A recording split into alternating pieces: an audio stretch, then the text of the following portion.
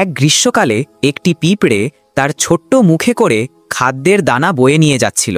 সূর্যের প্রচণ্ড তাপের মধ্যে সে নিরলসভাবে কাজ করে তার শীতকালের জন্য খাবার সঞ্চয় করছিল। পাশে একটি ফড়িং আরাম করে বসেছিল। ফড়িংটা মনের আনন্দে গান গাইছিল আর অলসভাবে রোদ পোহাচ্ছিল। ফড়িং পিঁপড়েটাকে দেখে হাসল এবং বলল, আয়ে, এত পরিশ্রম করছো কেন? গ্রীষ্মকাল তো আরাম করার সময়, চলো একটু গান করি আর বিশ্রাম নিই। পিঁপড়েটি থামল এবং বলল, না বন্ধু, আমি এখন কাজ না করলে শীতে না খেয়ে মরব। আমি শীতের জন্য খাবার জোগাড় করছি, তোমারও তাই করা উচিত। ফড়িংটি পিঁপড়ের কথা শুনে হেসে উড়িয়ে দিল। সে তার অলস জীবনযাপন চালিয়ে গেল।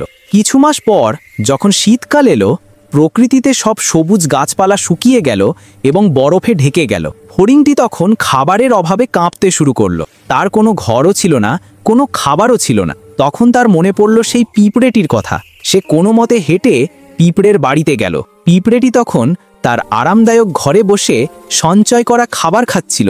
ফড়িংটি কেঁদে বলল, বন্ধু পিঁপড়ে, আমি ক্ষুধার্ত, আমায় একটু খাবার দাও না, নাহলে আমি মরে যাব।